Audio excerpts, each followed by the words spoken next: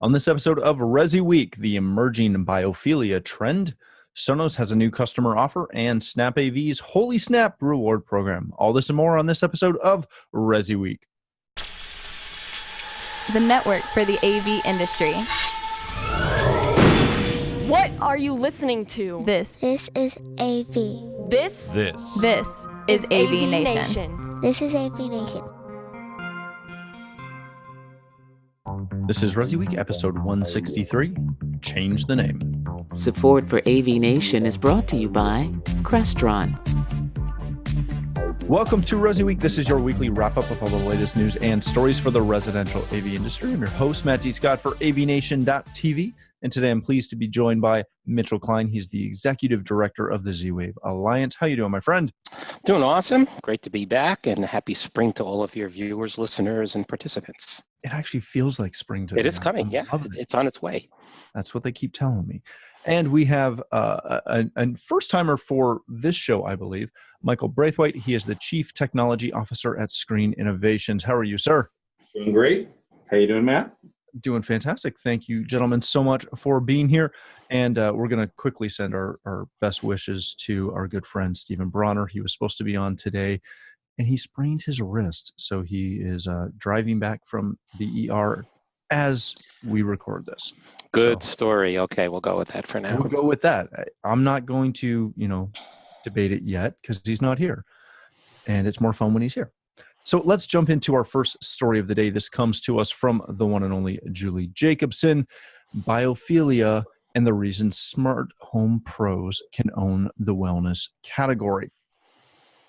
If you haven't read this story, that's available on CE Pro. Biophilia is this kind of brand new concept of the love of living things that is starting to take over the smart home and the essentially the home technology market. Mitchell, I want to start with you on this one. This is a really intriguing concept for me. This concept that not only do we crave the outdoors and the sights and sounds and true nature, but we want to bring that inside. When you look at this and when you read through this story, I understand that there's science to this, and I get that. I understand circadian rhythm. I understand that when I've been really busy, traveling like crazy, especially here where it's winter and you can't get outside that much, when spring comes and you finally go outside, you instantly feel energized. You instantly feel better. But when we try to bring this inside and, again, bring the outdoors in from a technology standpoint, again, I get the science. But is this really a real thing? Okay, first of all, let's talk about the name. We kind of joked about that earlier. Biophilia, we got to come up with a different name for that. But I digress. And marketing was sleeping on that one. Oh man, but the bio part is pretty cool. So, I mean, listen, the science fiction writers have been writing about this for a long, long time. Whether they were onto something or they were on something, either or. It's kind of like these types of predictions is what forces people to look into development and research. So it's a good thing. And we talk about holodeck from Star Trek and whomever else you want to relate to on the science side. But it's very true. Yeah, and anyone that has worked in a circadian rhythm perspective or tried to understand lighting can see where that works. And I did that at home, where I switched out my light bulbs because I always like the warm light bulb, and I just switched out the light bulbs to the daylight light bulbs, which I don't like that artificial light. You know what? When I work from home, I just don't get tired like I used to. And I'm not changing anything else in my routine. I just changed the bulb. So that little tiny piece of it says, yeah, there's really something to that. We already know in terms of the type of food you eat, the impact that has.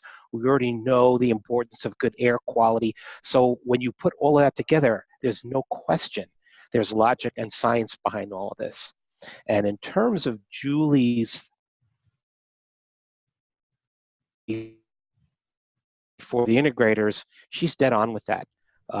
There is a very significant opportunity because we're the folks in the home, and there may be individual technologies that people can do themselves, an electrician can put in the bulb, a dimmer, or what have you. But we can kind of touch all the different aspects of what goes on in the home. So I think it's huge, absolutely huge. Pay attention to it, but rename it first. Very good. Michael, when you read through this, when you look at this, obviously, as Mitchell alluded to, once you get beyond lighting, there's a wealth of opportunity there. And, Julie through the story kind of went through, playing nature sounds, adding that into a display that looks like a window and is synced to those nature sounds. How complicated is it to make something like that happen when you're not just triggering an event, but you're triggering an event and playing a source as well? Is that something, obviously this is stuff that we as home technology integrators can do, but is that something that your average, your standard HTP is capable of doing? I'd say that it's not the average. It's not that it's outside the realm of what dealers have done. In the past, they didn't have that fancy name for it, but in the past, they would use names like layering, or the layering of audio. And think about, right now with the popularity of cameras, right, where you have door cameras and exterior cameras and all of that. Most of those didn't have sound with them, but some of them did in the early, even on some of the early cameras. And it was highly unusual that people used the sound, but the folks that were doing a distributed audio system and they had that in the background, there were plenty of clients that, some of these homes, some of these projects are in very beautiful locations, very plush locations where there's lots of animals and birds or creeks and things like that. And so if you've ever actually had that where you're bringing the outside sound inside, even as a background level, or even layered with other things that are playing, it is a pretty interesting, and it changes the dynamic on the inside. The last question I wanted to ask before we leave this topic is this just a niche market, or is this like micro niche? Oh, no question, it's a niche market. I mean, but fortunately, CD installers, that's kind of the markets that we all address. It's a small niche market, and it will grow. And the other thing is we see the development of personal health devices and a parallel thing with sensors and sensor technology. All these things are converging, so that niche, whatever that size is, will absolutely grow. And if you're listening to this, you integrators, get on it, study it, do it. Yeah, it's a huge opportunity. Hey, Matt, there's one other thing that you should consider, even though it's not exactly on anything that Julie was describing, but right now you have all of these cameras. So you have a camera at the front door, you have a camera maybe at the back door, and a camera, elsewhere. And they're different pieces of that property. If you remember back when the very first cameras in cars, like rear view cameras in cars, where it was just that one camera view, and then they exploded into a 360 of the whole vehicle. I think you're going to see that next, where you have all these camera views that are stitched together, and now you're seeing a 360 view of the entire home. And that, again, it's not anything that Julie was talking about, but it's along those same lines. Yeah, it's a really cool concept. I look forward to seeing that. All right, gentlemen, let's move on to our next story of the day. This comes to us from Residential Systems and my good friend Henry Clifford. The new Sonos offer might rub dealers the wrong way. If you have been paying attention, Sonos recently launched a new program called the Sonos New Owner Offer. He knew about this, Henry did, because he got an email on March 5th with all the details, as I did as well, being a Sonos dealer too. What it does is it reaches out an offer that they've offered their clients, where if you purchased a new Sonos player this past year and you're a new customer and you purchase another one within 90 days, they'll give you a 20% off that new product going forward. This is one of those things that, seems to have rubbed a lot of dealers the wrong way. There has been some chatter about it. There's been some complaints about Sonos' methodology of direct marketing to clients because so many, Sonos users use the Sonos app to do it. So thus, Sonos corporate can market directly to those customers who a lot of times we as integrators have fostered those relationships and help guide clients towards Sonos. Michael, I want to start with you on this. And I'm always conflicted when I hear these stories because, one, I believe in the industry and I want to promote the industry. Two, I'm a Sonos dealer who really likes Sonos and uses it in his own house and wants to promote Sonos. And B, or C, I guess. See, I'm so conflicted. I'm confused. C, I love Henry to death, but this is one of those articles that to me didn't really need to be written because it's not a big deal. Everybody does this. GM does this. Yamaha does this. Denon does this. Samsung sends me offers all the time. Michael, is this much ado about nothing, or is this just the way it is now? Well, I think it is a little bit of a red herring, so I would tend to agree with you. But what I would say is I think it's an opportunity, and I think the dealers integration firms need to reach out and have a reason to talk with those customers all the time. So when they see that this is happening, this is a proactive opportunity for them to reach out and say, hey, by the way, there's this excellent program going on, and it invites them in, it gets them in talking about, hey, and you guys were talking about doing some outside speakers. Let's utilize this for that. You know what I mean? It's a great opportunity. I understand his sentiment of the slippery slope of, hey, they're taking over my customer. But to be honest, the customer has a relationship with the integrator. The integrator is the one that's putting this in for them, doing everything. So I think it is a bit about nothing. Yeah, let me go a little controversial here for a second. I don't believe it. Yeah, I know. Sorry, integrators, you don't own your customer. Just because you did the work, you don't own them. Okay? Mm-hmm. You really don't. You can maintain them as a good customer by providing ongoing service communications. And hey, Sonos has kickstarted it for you. Where's that downside again? Let's think about that. So a lot of the complaints I hear about things like that, where Samsung does this or whomever does what, are because you, the integrator, haven't done your job in maintaining your relationship with your customers. So they're going to do it in spite of you or for you. It's your choice. Hopefully they're doing it for you. Well, Mitchell, I really like that point because every time I get into this debate with dealers, and I try not to do this one online because it very quickly goes somewhere we don't want it to go.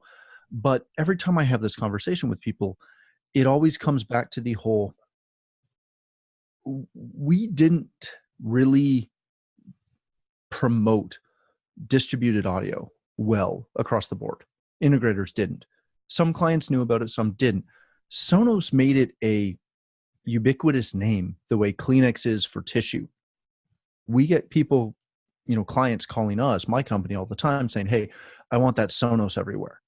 And sometimes they don't actually want Sonos, they just want distributed audio everywhere. But it's become ubiquitous with that. Mitch, my question for you is this one of those things that, yes, we don't own our customers, yes, we don't have control over where they buy or what they buy? Is this one of those things where we need to do, as Michael said, go out, get in front of this, and be that trusted ally who can come in and say, hey, did you know you just got offered 20% off? You can buy it from Sonos.com. You can buy it from me if I'm an authorized dealer, and you'll still get your 20% back. Why do we as an industry so often just go after that little negative of this, honestly, a really good marketing piece that you can jump on? Hey, first of all, it's great to have Michael on the show here. It's awesome. I haven't seen Michael in a long time. It's great to have you. And Michael, you nailed it dead on. It's like, this is an opportunity, and you should leverage it. Like I said before, why do you think you own the customer? Just because he gave you a check and you put something in the house? Well, you don't. The UPS driver doesn't own your customer. The furniture store doesn't own your customer, and you don't. You own the relationship, and it's up to you to nurture that relationship. So again, I'm rehashing what I just said, but Michael's got it too. So stay on it. And it's exactly what I would do. I'd reach out to my customer and say, hey, you know what? Did you get this offer from Sonos? If not, here's a link. I mean, they'll love you for that. Yeah. Yeah. You're just deepening. Oh, by the way, just saying, okay, how many integrators would be happy to come out and put in a $199 Sonos speaker in their customer's home?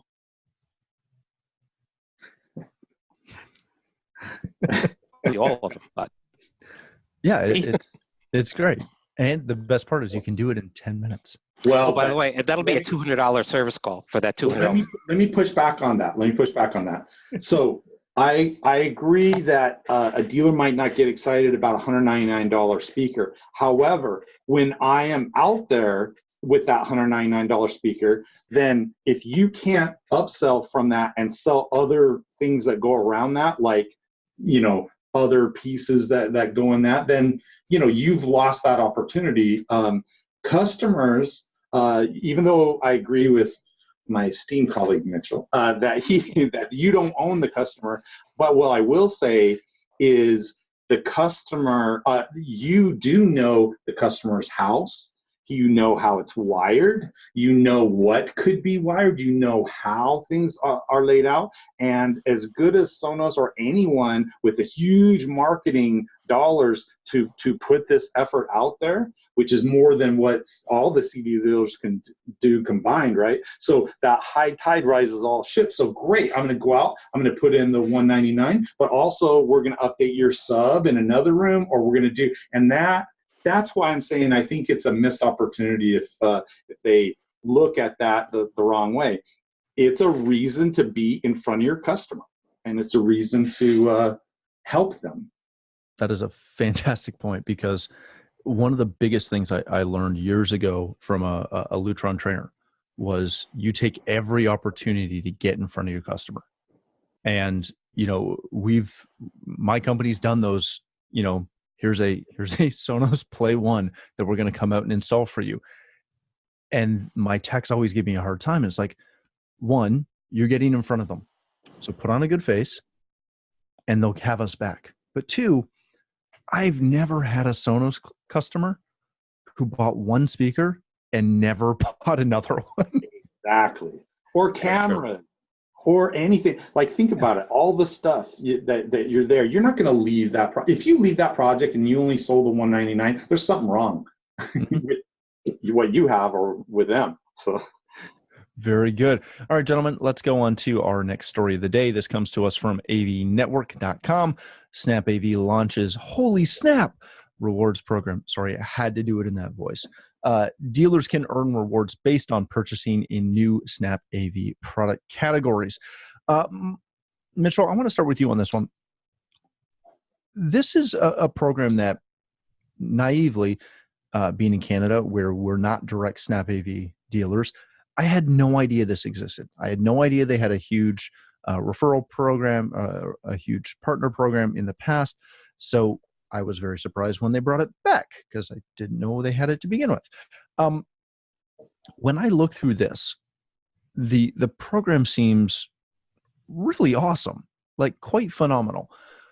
Why is it that this is something that in many other industries, spiffs and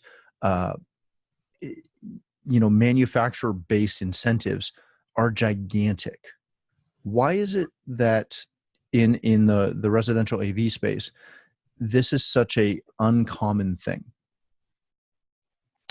Well, actually, the way that this has typically been done by the manufacturers when I was an integrator was it wasn't a reward, it was a penalty.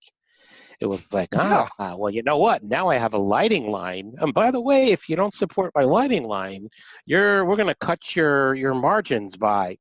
So generally speaking, in our industry, that type of thing is done with a very big hammer and a threat. Mm-hmm. And why? I don't know. I think that what Snap's doing, it's not innovative, it's not unique, but damn, why isn't anyone else doing it? Maybe it is innovative and unique for this particular channel. It's awesome. They're doing the right thing. They're saying, hey, play with us and get rewards, or don't play with us and don't get rewards. Yeah, it's fantastic. Penalizing you for not playing with it. We love it. Michael, when you look at this, this is the thing that really caught my eye with this was that they're using this to try and get dealers. They're not only thanking them for their loyalty, but they're using it to get dealers to try product categories that they currently haven't tried. So the complete opposite to what Mitchell was just talking about, where, hey, we've got line A and we've got line B. You have never bought line B. So if you buy line B, heck, we'll send you on vacation. It's kind of a nice, what Mitchell said is true, because a lot of the old school companies, they have the bullying techniques, basically, of I have line A, B, and C, and if you don't buy A and C, then you can't buy B. And this is you're right, this is different, because what it's saying is, instead of us bullying you or threatening you to for your profitable line, and they have a new line, they're incentivizing, saying, hey, try B from us, and it's gonna help you for that vacation on that. So it's a good incentive. It's definitely better than the bully tactics which some deploy. Very good. All right, gentlemen, let's very quickly hit the last story of the day. This comes to us from a Residential Tech Today. IntelliVision has a new patent that is enabling video analytics services. IntelliVision, who, if you didn't know, is a subsidiary of Nortec, just received a patent that's allowing essentially their cameras and video surveillance systems to connect to a scalable cloud system to recognize an event, upload that data from the camera to the cloud server, and allow retrieval of the event data to the end user from smartphone and multiple other things. Michael, I wanted to start with you on this. This is, I had a little bit of trouble with this one, specifically because when I look at this, I seem to be missing the big deal. Maybe it's because I'm a little slower today. Maybe it's because spring has started and I'm not really got my head in the game. But you're not subscribing to Biophilia. No, not yet. Not today.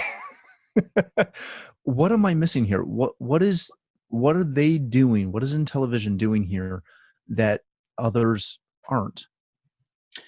Well, the premise of your question is the reason that folks like Mark Cuban and so forth hate patents, and that is that everything is so obvious, and that aspect to it. This particular one in the article is what's called a continuation in part, which was from a previous patent that has gone abandoned, and what it has combined is lots of different elements, and so to infringe this, there is quite a bit that you would have to do to infringe it. So some of the obvious ones that you would think about, hey, haven't people been doing this a long time? Like even in the 80s and 90s, like companies like Pelco and Philips and Burrell and those they had little what they called digital alarms, which was the same kind of thing. It would look at pixels and you could zone out pixels and make all that. So you could say, well, this patent maybe could be invalidated, for example. That's something that some people would look at. However, because it's a continuation in part, they added quite a bit into the elements, and it's tough to say that a lot of people are infringing this the exact way that it's written. Very good.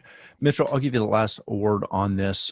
When you look at this, the one alarm bell that continually goes off in my head when I start seeing cloud storage and putting all of that CCTV footage in the cloud, whether it's being sourced or however they're feeding it and being intelligent with it, is where is the liability on integrators who are supplying these systems, in this case IntelliVision, and providing remote storage of this footage of that client in their property and potentially their kids and members of their family?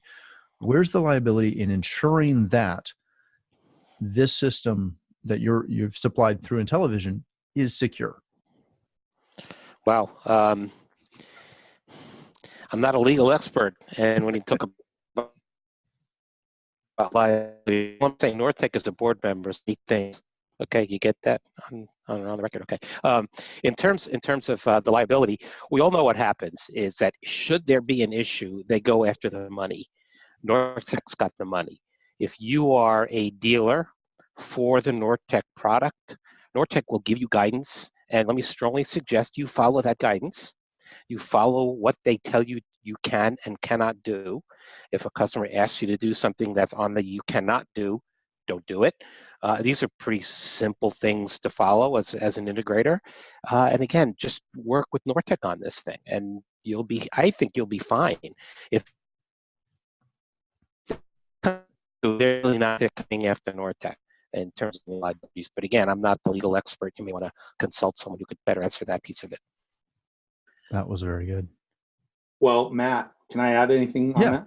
Yeah. So one thing that I would say is that privacy concerns should be at the utmost top of everyone's at least radar and concern.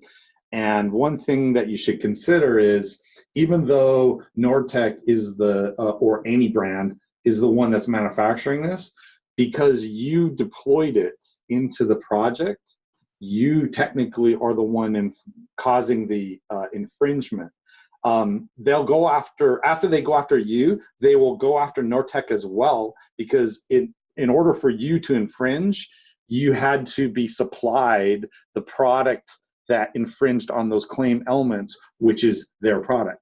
Mm-hmm. So now, no one likes to do that. In the past, things like this came up from time to time in our industry, and anyone who's done that, where they go out and sue dealers or integrators, they become huge pariah in the industry, and everybody hates them and all of that. But I'm just saying that's generally what happens for cases like this. And so as far as Mitch, he's correct. They're going to go after the vendor and the manufacturer, but the vendor, because their vendor's not installing it, doesn't technically infringe on some of these privacy and some of these rights. So they need to sue you as well. In other words, go talk to your lawyer. Make sure you're doing it right. Make sure they're signing off properly. All right, well, listen, you're all putting in cameras as it is now. Mm-hmm. So I don't see what you're doing with Nortech is any different than what you do now. When they tell you they want you to put a camera in the bathroom, I wouldn't do it. It's just some things that are just logical that you just kind of avoid. That's all. You want us to use logic, Mitch? Come on, man. Never happened before. Why start now? Exactly. Don't want to start a trend. All right, gentlemen, thank you so much. That does it for today. Mitch, if people want to connect with you, learn more about the Z-Wave Alliance, where can they do that? Just, come right at me and go mitch@zwavealliance.org, or you can always tweet at Mitchell_Klein. Then you'll hear more than you want to hear. Excellent. Thank you so much. Michael, thank you so much for being here today. If people want to connect with you, learn more about Screen Innovations, where can they do that? Mike at screeninnovations.com. And if anyone's going to InfoCon this year down in Orlando on June the 12th at about 1 o'clock, I think. 1 o'clock, I'm teaching a class about the new revision of PoE, which is called PoE BT. It's a 100-watt version of PoE. If you want to learn all kinds of cool stuff about what you can do with that on an AV system, come down and attend that class. That sounds. Hey, I hope to see you there, Mike. Absolutely. I'll look for you. Everybody there. It's going to be a good show. For myself, if you'd like to connect with me, you can find me on Twitter at Matt D. Scott and pretty much every other social platform. But more importantly, please stop by AVNation.tv, where you'll find this show as well as a wide variety of our other shows with all the verticals that we cover. When you visit our website, please take a moment to check out our supporters. We are extremely thankful for their support and ask that you support them as well. Thanks again for watching. That's all the time we have for this episode of ResiWeek.